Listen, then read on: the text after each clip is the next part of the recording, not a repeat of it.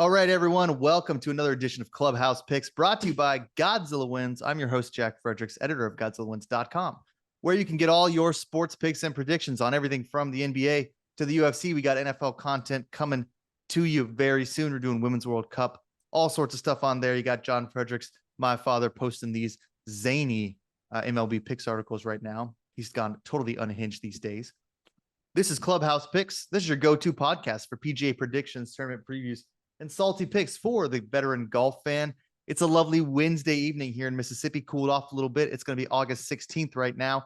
And we're going to give you our picks for the BMW Championship, the second round of the FedEx Cup playoffs after a major upset win by Lucas Glover, the man of the hour, the back-to-back winner, going for a three-peat. I'm here with my co-host, Nate Perry, greatest handicapping caddy west of the Rockies.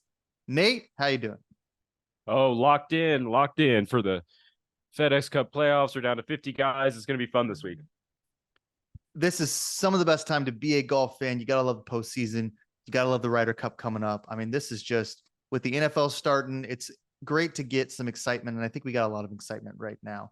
Now, 100%. What I need everybody to do who's listening, who's in a state where DraftKings is legal, where you can sign up for DraftKings. If you don't have an account, you got to go to DraftKings.com/sign up. You can just Google DraftKings sign up.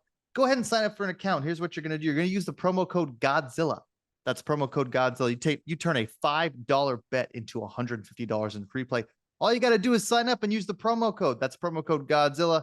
$5 gets you $100 in free play on DraftKings.com. Now, GodzillaWins.com and all of its subsidiaries are for entertainment purposes only. If you have a gambling problem, call 1-800-GAMBLER, 1-800-426-2537. That's in Colorado, Illinois, Indiana, Louisiana, Maryland, Minnesota, Nebraska, Ohio, Pennsylvania, Tennessee, Virginia, West Virginia, Wyoming, 800-327-5050, or visit gamblinghelpline-MA in Massachusetts. Call 877-G-HOPE-NY, HOPE-NY, /HOPE-NY, text 467-369 in New York. Call 1-800-NEXT-STEP in Arizona, 1-800-522-4700 in Kansas, New Hampshire, 888-789-7777, or visit ccpg.org in Connecticut, 1-800-BETS-OFF in Iowa, or visit opgr.org in Oregon. Remember, everybody, we're for entertainment purposes only. If you're going to do this stuff for real, do it responsibly. All right, Nate, Clubhouse Picks. Look, it's Wednesday, not Tuesday. The school year has started back up for me. That means that I am busy. And of course, Nate also has a lot of responsibilities as well. So we're here to give you our picks for the BMW Championship. This is a big week for us. Last week, we want to recap a little bit of the FedEx Cup, which is a huge week in the Fredericks household because it's played an hour and a half away from my home. So I was able to go to Friday. I can talk a little bit about that in a minute. It was so much fun. You can go to GodzillaWins.com and find my Friday field notes up on the website on the golf section. We also want to talk a little bit about Lucas Glover because he's he's had such a resurgence lately, and it's all thanks to his anchor putter. So I'll talk about my experience at the FedEx Cup in a minute, but I really want to start out, Nate, just as someone, you're a guy who golfs with a pretty nice handicap. You understand the game definitely more than I do.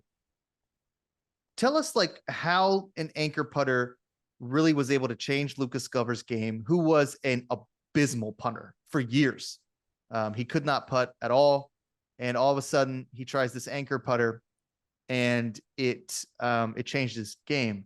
We also have some Twitter trolls, saying that he's anchoring into his chest, and the PGA Tour has been, back and forth on if they even really want to allow the anchor putter on the PGA Tour. The senior tour, a lot of guys use it. Adam Scott, right? Or is it Justin Rose? Adam Scott uses it. Yeah, he uses putter, it. Yeah. And Siwoo uses a long putter too. Yeah, that's right. Siwoo uses long putter. So just give us a little explanation as to how this changed Lucas's game, how it helps some of these golfers who struggle with the flat stick, and why some people look at it sideways. Yeah. So, the history lesson here is basically in 2013, the USGA announced that they were going to stop with the anchoring of putters. Prior, and then that rule is implemented in January 1st, 2016. So that's sort of, where we're at. So all the guys that previously had battled the yips or something like that often found sort of some measure of relief by either anchoring the putter to, some of them hung it off their chin and sort of locked it here.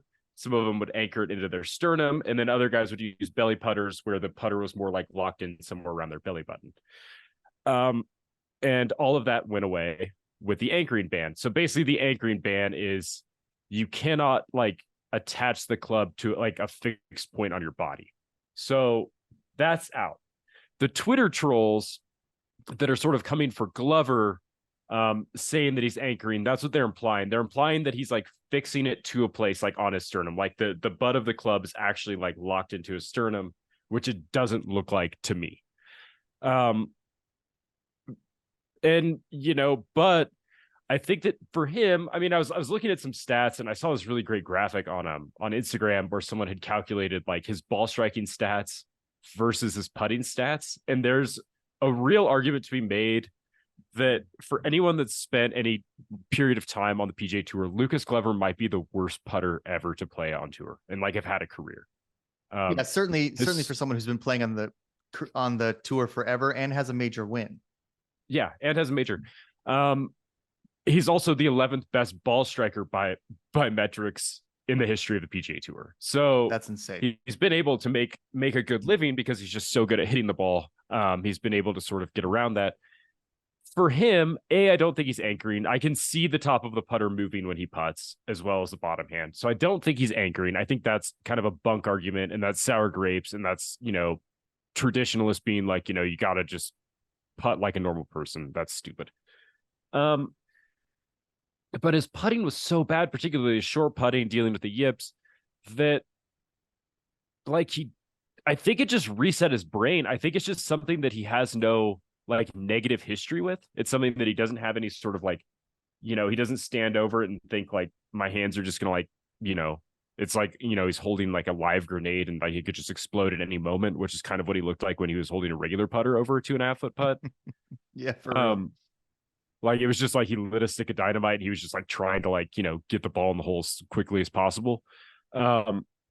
So I think it's just for him, it's just like a mental reset. I think it's just something that he feels confident with. It's something that is obviously paying huge dividends. I mean, there's a real argument to be made right now that like Lucas Glover is like the best player on earth, which is not a argument that I thought we would be making in January of this season, February, March, April, May, June, or July. And then like August happens and Lucas Glover comes alive. So it's crazy. Hasn't qualified for a major this year.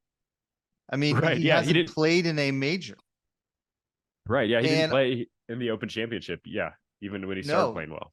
Yeah. That's why I think why he won the Wyndham, I believe. That the Barbasol, or the John Deere. Yeah. John Deere. Yeah. The thing, so the anchor stuff is dumb. It is sour grapes, I think. I don't even know if it's real. Twitter always tricks me. Maybe they're all just making fun of people who talk about anchoring, but I really do think that some people are annoyed by it, and I think that that's mostly they're just mad that Fleetwood lost. There's a lot of people who are on Fleetwood every week. Yeah, I know you were, and there's a lot of people who are on him every week, and they feel the hurt every single week, and that's fine. I understand that, but he wasn't anchoring. It just, you can see the top, like you said, move. You can see the shirt. I didn't see any anchoring there. It has reset his brain. I mean, it comes off so clean, and he's become just an incredible putter. And I think that he is going to be a force to be reckoned with all of August. I don't know if he qualifies for the Ryder Cup, although he may still sneak in. We'll see. But he's jumped up to 4th in the FedEx standings, which is nuts. I mean, nuts. Right behind the big three, the number 4 golfer in the Fed. And a lot of that has to do with the fact that the points are like quadrupled during the FedEx playoffs, but that's how it goes. It's the playoffs. So, I mean, we'll see. I don't know if he has the link this week. I really don't think that. I mean, he hits it like 260. He doesn't really hit it that far. So, I mean, not 260, but I mean, he doesn't hit it very far. So I'm not sure he has the link this week, but you just never know. I had a great week. I mean, we talk about touting, I guess, sometimes. This is my third hit of the year. I hit Brooks at the US Open. We both hit Ricky at that was the Wyndham. The Rocket Mortgage when we hit Ricky. Yeah, that was the Rocket Mortgage. Yes, we hit Ricky, and then now Glover 75-1, big long shot, my biggest long shot of the year. I also had Cantlay, so I was in the playoff in a can't lose situation. That doesn't happen much, if ever. I lost a playoff earlier this year when I had Fleetwood, and he lost to the Canadian. I always forget his name. At the RBC, that was a playoff too. Remember Nick Taylor? Yeah, Nick Taylor. Right? That's right. Yeah, all I could think about was Adam Hadwin getting tackled. I couldn't remember. It was yeah, that's right. Adam Hadwin, who is still around and has had a great season, by the way. I saw Hadwin this week, so I went to the FedEx on Friday. You can go to Godzilla Wins and read that write up if you would like. It's just some thoughts on how that goes. I don't know how it's like in other PJ events. I imagine majors are different. There was nobody there. Especially Friday morning, there was nobody there. And it was surreal to be so close to some of these guys who we think about and talk about every week. The access is incredible. I mean, they walk right past you. And I mean, I've never been to a PJ event because I've never really been able to go to the St. Jude. I'm going to go every year now. I don't know if it's like that at every, major PJ event, but it was pretty crazy to see, like, just to be basically brushing shoulders with some of these guys who I watch every single week. It was pretty incredible that I was there on Friday with the big three group, which is what everybody followed around. I was able to watch Rory, Scotty, and John Rahm tee off on the second on Friday. And your suspicions are correct about Scotty's ball flight, super low. Rahm hits the weirdest cut. I mean, seeing it in person, like you can see it on TV when he does it and he swings like 20% and it cuts real sharp. But seeing it in person is nuts. Like the way that he's able to draw back in his backswing 20 to 25% and then rip through with his hips and generate all that power. I'd never seen a swing like that. So, a lot of really interesting stuff. Tom Kim being a weirdo, Hideki being a super weirdo. Colin, I got to see Colin. I followed Fleetwood around for a long time because I knew you had him and he was up there at the leaderboard. So it was a lot of fun. Yeah. I mean, anyone who likes this stuff, if you haven't been to a PGA event, you should go. It's always a great time. I mean, I've been to majors. I've been to, the sort of like alt field event that we have in Truckee up here outside of Reno. It's always a good time. I mean, the one in Truckee, it's like always just crickets. There's never anyone there. But even I've been to a US Open on a Friday, and it was even like, I mean, the access that you get even at a US Open venue is like pretty like good. Like it's really, really solid. Because I saw like Tiger that year. And it was awesome. So yeah, I mean, golf tournaments are always like that. It's always a great time. Always recommend people, if they like the game, go. Yeah, I would agree. And I mean, it's just, there's so much freedom. It's so weird. I mean, you go to a basketball game, you're in the seat, you watch the basketball game, you go home. There's so much autonomy. I mean, you're there and you're just like, where do I go? Who do I see? Like, what choice can I make now? It can be almost overwhelming. Yeah. Cause it's like, do I just want to like park it in like a good spot and see everyone hit it off this tee or, hit it into the screen or whatever? Or do you just like want to like lock in and just follow somebody for 9 holes or the full round or whatever? Which is, I liked walking around. So did I. Yeah. I enjoy just like getting into a rhythm with a group, like finding a group that I want to watch and then just sort of just like seeing the whole day play out is like something that's super fun for me. Yeah. Now I will say that when I go next year, I'd like to probably go for at least 2 days, maybe 3. And one of those days, I think you park it. I mean, you grab a couple cold ones from the stand and you just sit in the shade at like the 3rd green or something and just watch everybody come through and putt something weird. Could be kind of fun. Or you do that for half the day, then you go, or you get a grandstand ticket, which is a little bit more expensive, but those guys look like they were having fun. Hell yeah.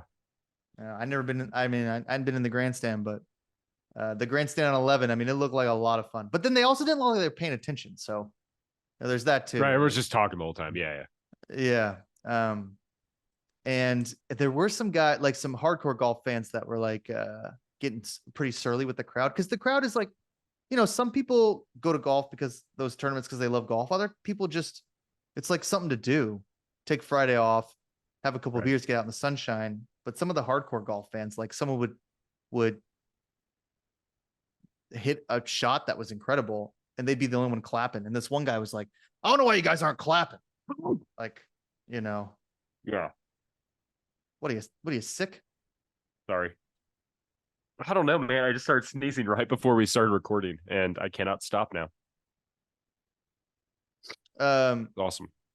Yeah, great. Okay, well then let's get into our picks and get out of here. Considering you're like spiraling into some sort of summer cold as we speak. I'm like watching it happen, like live action. Just getting more and more clammy and more pale into the show. You'll be like passed out. So let's go ahead I'll be in the emergency room by the time we're done. Yeah, that's right. Let's go ahead and get to our picks here. So BMW Championship. Before we do that, we want to talk a little bit about the course. What are some things that you're looking at this week as keys to success for the BMW? So I mean, the BMW is interesting because, at first blush, when you look at it, you think, Patrick Cantlay's won the last 2 BMW championships. It's easy to sort of like him here. But then you dig a little further and the BMW Championship rotates. So this is the first time they've played Olympia Fields in several years. Last time they played this tournament, a tournament here, was in 2020. So, I mean, what we're getting with Olympia Fields is pretty much just a hell of a tough golf course. It's pretty long, 7,300-ish yards, par 70. The 2 par 5s are both well over 600 yards. I think 5 or 6 of the par 4s at least are over 450 yards. 7 of the par 4s are over 450 yards. So it's a long course. It's penal off the tee. So it's definitely, from the outside looking in and based on sort of what played out in 2020, you're really looking at a course that favors guys that are really strong off the tee. You have to be pretty much elite off the tee to compete here. And you have to hit a lot of greens in regulation to compete here. Those are, it sounds like we say that kind of every week sometimes, but you really do need distance here in ways that, maybe the last couple of weeks, guys haven't needed that sort of just brute strength. The greens in regulation is so huge. So if you don't follow Ron Close on Twitter, you should. KLOS. Dude does some of the best sort of just aggregate tour field stats for how to get a leg up, on some of that stuff. Now, good drive percentage. This Olympia is 46% more difficult. Relative difference, 46% more difficult than tour average. That's huge. That's like way in the red. Greens in regulation percentage, 26%. So you're right there. Scrambling from short grass, 41%. Greens in regulation putting average, 27%. Here's one, Nate, and this is one I really want to talk about. Birdie or better conversion, 61%. It is 61% harder than tour average to capitalize on birdies. The only green really is putting from 3 to 5 feet. So that's good, I guess. Sand save, which, okay. And then distance, because, if you can hit it, you can really hit it, but you got to be kind of accurate too, but you have to be able to hit it. I mean, you really do. This is a bomber course. And I think anyone who's overlooking that is wrong. A bomber is going to win this week. It could be Rahm. I mean, Rahm, if he straightens out his driver, hits it a mile, could be Rory, but there's a lot of other bombers who also are pretty good with greens and regulation and are really good at, like, what I'm looking for is guys who play well in majors, because this course plays like a major, who are very creative. Yeah, it's like the 4th hardest golf course, and they played here in 2020 that they played for the season. So, I mean, it plays basically like US Open. It does. It plays a lot like a US Open. It's going to be low, I guess, not low scoring. There's not going to be a lot of scores that are super low. And I think you got to be creative, if Shane Lowry was in the field, I'd like him. I mean, just guys who really who can grind out a hole and get up and down when they need to, and then take advantage of those par 5s by using their length. And Right. if they can shoot 2 under while everybody else shoots even, they have a really good shot of winning. And it could be one of those situations too where one guy runs away with it, but I don't think it's going to be Glover this week, and I think it's going to be really exciting. Yeah, I think so too. I mean, yeah, I think that Glover's time in the sun has ended. We talked about this a little bit before the podcast started, which is I think that he probably doesn't have the length here. This just feels like guys that are just gonna really be going deep. Yeah, So, I would agree. So, yeah, I would agree. So, okay, let's get into it then. What's in our bag? We start with the driver. These are guys who are basically 20 to 1 or less. The big 3, of course, Patrick Cantlay, who's like the big 4 right now, and Cantlay is playing like a big 4.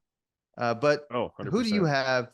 Yeah, 100%. I mean, really, honestly, sometimes I feel like he's playing. Yeah, he should have. I had him too, so I would have been okay with that. But I like the 75 to 1 better. Absolutely. So, okay. So then our driver, our big guys, who do you have this week with your short odds? My short odds guy is I strayed sort of outside the big 4. I like Hovland this week. I mean, he's on a ton of people's Victor, cards. Baby. Yeah. This tends to be the type of course that he's really like at his best at. He tends to play difficult courses well. I think good comps for Olympia Fields is probably like Muirfield, where they played earlier this year, where Hovland has a win.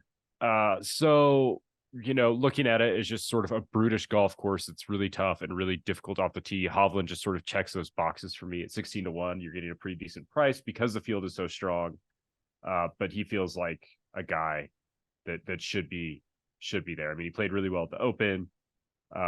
He really was, kind of sniffing around the top of the leaderboard last week before he kind of just fell apart in the final round on a couple holes. So he's my pick as my sort of like shorter odds guy.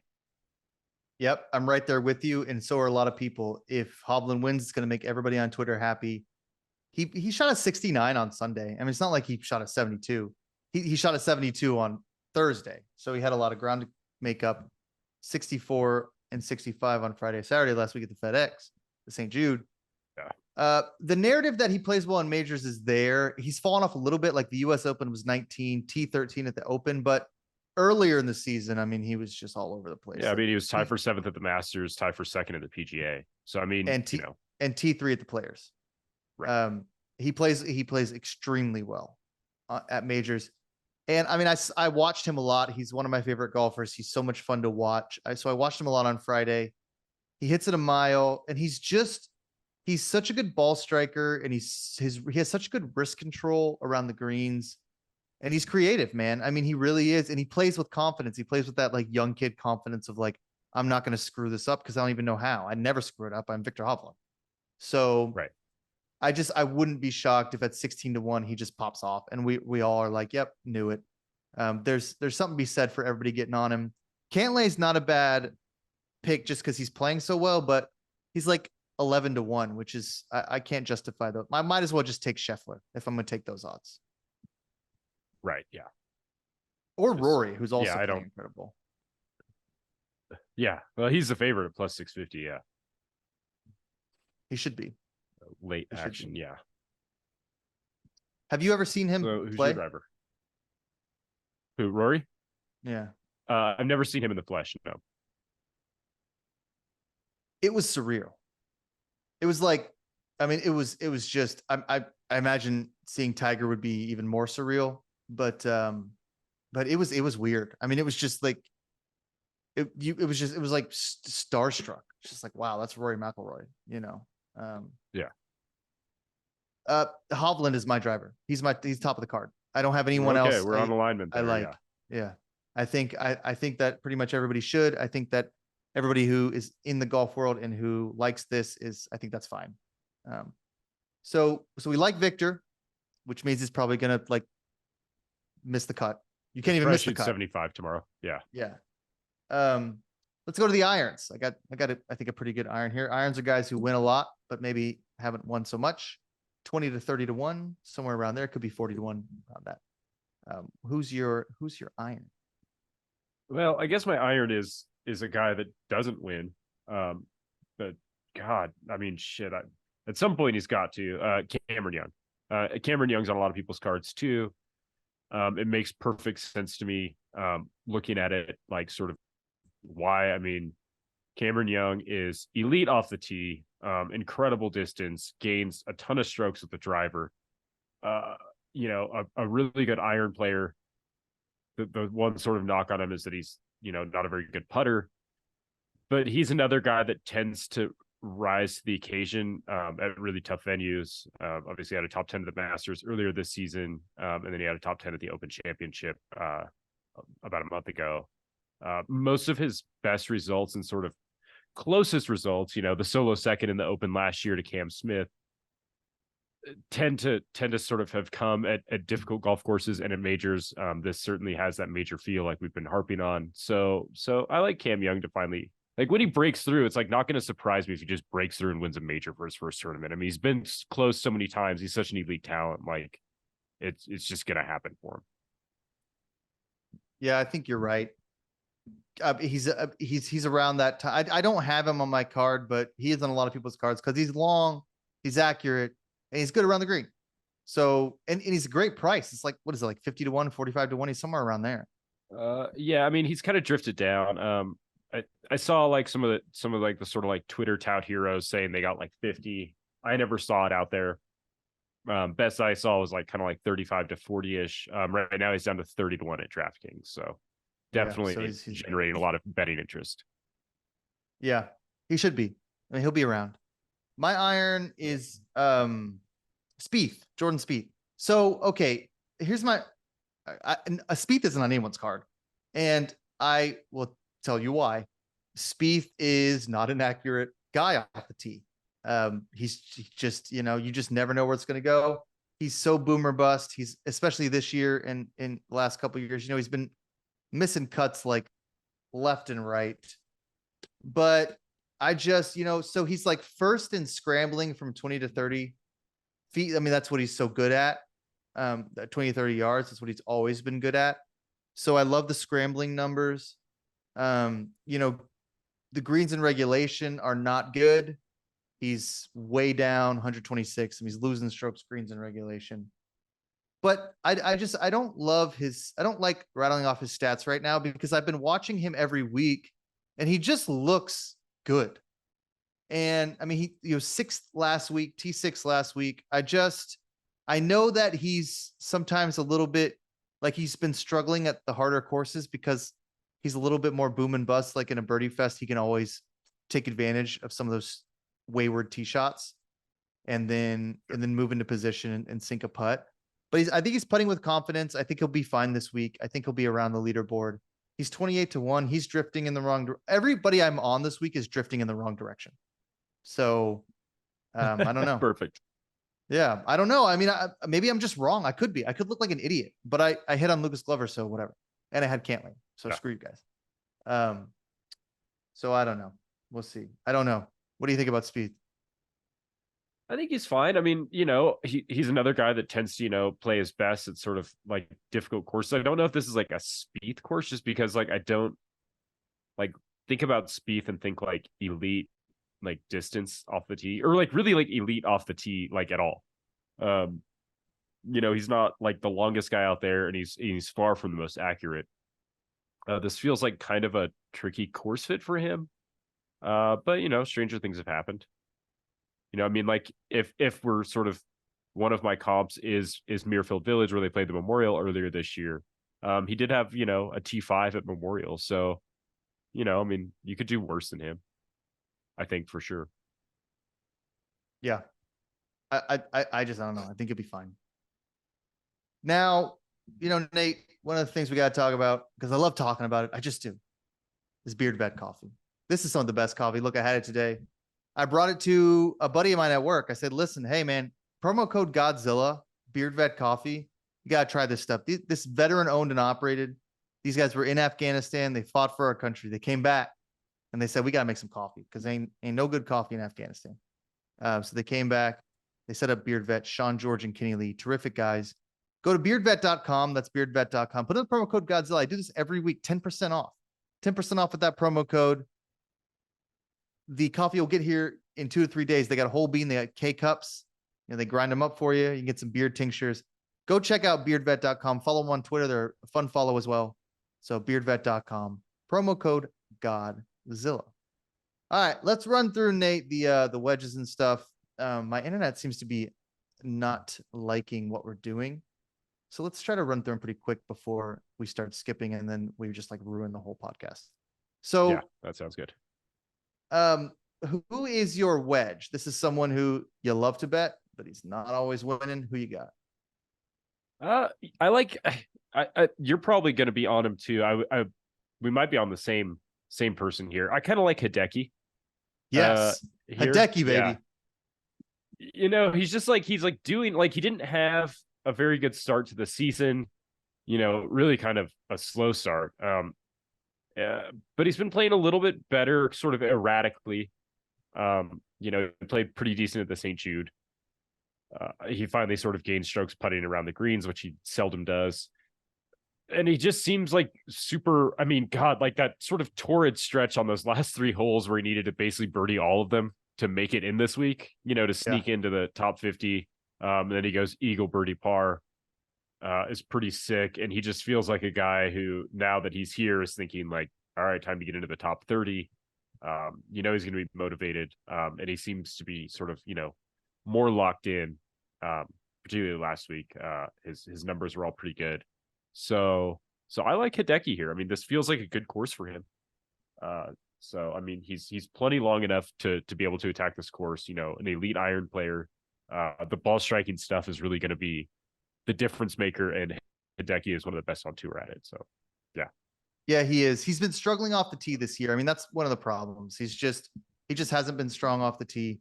So it's hard to know exactly where he lands with that. But greens in regulation, he's like 66th. He's really good at bogey avoidance, and that's what I just love these guys who just grind. And Hideki loves to grind. He loves hard courses. He's good at them.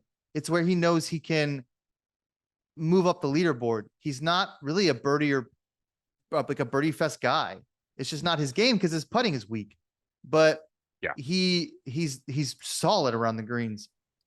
He's such a good ball striker. And if he can iron out the driving numbers, he's going to be long enough. I think he's going to be in the hunt. I think he's going to feel that momentum. He's going to want to get in the top 30, which I think means he's going to have a really solid Thursday or Friday. So we'll see, but he's 30 to 1, and like, I don't know. He's like 48th or 9th. He just snuck in. So he shouldn't be 47th. Yeah. He should be like 55 to 1. But like, they set that price there because they know he can win. And it's going to be hard for JT Poston to win. It's just not hard for Hideki. So I like him at 31 too. I think that's the right play. You're going to be just really killing it on YouTube as you sneeze through. Oh my God, I know, right? I can't wait for the video. Yeah, terrific. Maybe it'll glitch at all those moments. It's always glitching. So at least I try and mute it. Yeah, I see that you do that. Thank you for not sneezing into my ear. Okay, yeah, right. Let's go to our bet and regret. Oh my God, I got a good one. Let me go. I'm chomping at the bit. Finau. I think he's 45 to 1 right now. I'm pretty sure he's 45 to 1. So he was like 35 to 1 when I checked the odds, 40 to 1, 45 to 1. He's just in a free fall. My thing with Finau, I don't care. I'm not even going to talk about his stats, because my thing with Finau is when he is like lower than 30 to 1, you just bet him because he's too good. Like, that should never happen. I don't care that he doesn't win that much. He's way too good. He should never be 45 to 1. That, as Keith Fleming would say, is disrespectful. It's super dumb. It makes no sense. I don't care what his numbers are. I don't care if they don't match up here. If Finau's 40 to 1 or below, you throw a couple bucks on him because he's too good for that number, especially in a field of 50. I don't even understand it. Like, is he hurt? I don't get it. He's just been playing like junk. That's kind of it. But yeah, the number is I mean, considering that Hideki like barely snuck into this golf tournament and he has better odds than Tony Finau, like, yeah, it feels disrespectful. Yeah, and Finau hits the ball a mile. So like, and he's accurate. So I mean, just it doesn't make any sense. I know he's been playing like junk, but whatever. I like him. Who's your putter? My putter, the bet regret guy. Yeah. I think I didn't bet him, but I have problems with people that love Cantlay this week. It Yeah. just, I mean, we always talk about it, right? Like, so he's like 11-1. You know, it played great. Price should have won last week, but like, I don't see it. It feels like, you know, there's got to be like an emotional letdown, especially losing the playoff the way he did with like one bad tee shot. And like, I don't know. Like, I guess I just like don't buy into like this narrative of like, oh, he plays his best golf in like the penultimate event of the season, because he's won the last two iterations of this. Like, this just doesn't feel like a Cantlay win upcoming. And I've seen, you know, a lot of people touting him, and I frankly don't see it. I don't get it. I mean, there you go, man. We're about to leave. We're gonna run through the couple. Yeah, I don't see it either. I mean, he just, I don't know. He won the BMW twice, but it's two different courses and they're not even remotely close. So you can't justify the 11-1. All right, let's move on to the our long shot, our hybrid. I'll go ahead and go while you situate yourself here. I really love Hadwin. Look, Adam Hadwin, total stroke. So he's 100-1 in a field of 50, and his total strokes gained, he's 38th this year. He's had a great season. And you know, he's a great ball striker. He's a terrific putter. We all know that about him. But I don't hate his driving numbers either. I mean, he's 65th in total driving. That's not so bad. I have worse on my card. Spieth is like 165th in total driving. You know, he's off the tee. He's 115, so he's not great. Tee to green is 67. I mean, you look at some of these numbers, you know, green in regulation, he's 49th. He's just, I think he's had a really nice season, and I like the 100-1 here. He's 13th in bogey avoidance. He played well the other week. Last week when I saw him play, he played well at the St. Jude. He did. He fell off at the end, but he was like around the leaderboard on Friday. So I think we're going to see that again. If you don't like the 100-1, throw a little bit on top 10. I think Adam Hadwin is going to be in the FedEx Cup playoffs next week. I think he's going to have a good week. I mean, Hadwin makes sense, like from just like a ball striking perspective, right? I mean, like he's always a great iron player. That pick makes sense. I mean, I guess like the one thing I'd caution people is like, I don't think there's much utility in going like too low down this board. Just because the field is so stacked, and I just like, I don't like look down here at the bottom of like the board and think like now is Adam Svensson's time at 130-1, right?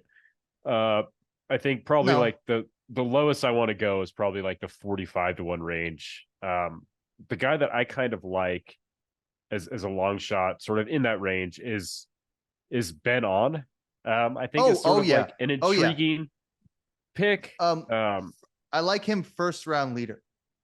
Yeah, I think he's interesting just because like he's so like long off the tee. So he feels like a guy that, you know, could just sort of, you know, overpower it because he's pretty elite in terms of distance. He's a good approach player, you know, he's great at scrambling, and he's a decent putter. So like, just in terms of like skill set, like he's priced pretty appropriately because he's 40-1. So like, he's not exactly like a secret, but he feels like a guy who just has the skills to be really good here. And he's been playing really good golf. I mean, he was tie for third at the Scottish, tie for 23rd at the Open, tie for second at the Wyndham, and then, you know, sort of fell off a little bit last week. His iron game wasn't very good at the FedEx St. Jude when he finished tie for 37th, but he had put together some really good golf before that. And I'd be inclined to believe that this is a golf course that probably he looks at and thinks like, I can win here. I'm on him all the time, and he's always atop the leaderboard when I'm on him. He's just having a great season. And you're right. He's long. I mean, he's long as hell. Any of these long courses, he's good. He's crafty too. Like, I think I was on him at the Open, and he was kind of around the leaderboard. He's very creative, very crafty. I think that's a great pick. I like him for first round leader because I think he's going to come out of the chute pretty hot. So yeah, I mean, I like that pick. He's on a lot of people's cards. A lot of people like Ben on. So, the funny thing about getting down to 50, and this can be even more true at the 30, we're all going to pretty much agree on a lot of these guys. I mean, we're all just going to Right. coalesce around The 15 field's dudes. so And small. Yeah. yeah, I mean, so, but, maybe we hit, I'd like to get on a roll. I'd like to hit a couple of these. Like, give me Hovland, then next week, give me, Fleetwood or something. And then let's just keep rolling until we get to, Scheffler wins it or something. So, Right. Yeah. And then we restart. And then, pretty soon the tour will be in Jackson, Mississippi. And, it'll be a whole bunch of Corn Ferry guys out there grinding. Oh, I'll be there. I'll be yeah. there. I'm hooked now. Be at Jackson for the Corn Ferry. You kidding me? A chance to see Chan Kim? Like, yeah, of course. Well, Chanimal's not getting his PGA Tour card, so but you'll get to see other guys. Yeah. Oh man. Oh well. Pour one out for Chan. Maybe he can get back on tour. But yeah, maybe Pearson Cootie. There's another one. Yeah, you probably see Cootie brothers out there. Or like, who else is on? Who's like, someone like Bo Hosler? Isn't he always on the Corn Ferry? Well, Bo will probably be there. I mean, like, the Sanderson Farms tournament it's a PGA Tour event, but it's like it's one of the first ones of the fall. So it's like a lot of guys that just got status on the PGA Tour are going to be just trying to like earn a little bit of money. But the big guys won't be there, but it'll be fun. I mean, it'll be fun to like watch like young up and comers. Bo Hosler will probably be there just because he's just, he plays like every week. Yeah. Maybe Siwoo will be there. He loves to play. Maybe Sung Jae. Yeah, that's right. Sung Jae. Yeah, Sung Jae's, I mean, I saw him play a little bit on Friday. He's around. So yeah. All right. Well, we're gonna let Nate get out of here. I'm not even gonna do the target trading live for you. The thing I'll tell you about target trading, go to targettrading.co, unlock your financial future today. Patrick and Co. always ready to help you do that. That's futures trading right there. That's not gambling. It's education. So you get a little bit of an education. He's very transparent about his wins and his losses for the week, but it's education. That's all target trading is trying to sell for futures trading. So go to targettrading.co and unlock your financial future today. Nate, thanks as always for being on the podcast. Next week, we have, I think, an interview in the works. So stay tuned for that on Twitter, either next week or the week after. We're getting that worked out. And we'll be here to, of course, fire off our picks for the top 30, which is being played where? They'll be at East Lake Golf Course in Atlanta, Georgia for the Tour Championship next week. Oh, Atlanta. I know where East Lake is. Maybe I'll take a little drive out there. Go see the family. Yeah, that's right. I haven't seen my mom in a while now. I think about it. Might have to go out there, check on her, and stay in there. Oh, what? Let me get out of here and check those ticket prices. Maybe she wants to go now. Yeah, nothing like walking around in Atlanta in August. If you're interested in sweating through your shirt or having your pants looking like Lucas Glover's, just go ahead and go down to Atlanta. So, all right, Nate. Refreshing. Yeah, super refreshing. Thanks as always. We'll see you guys next week. Have a fun weekend. Happy golfing.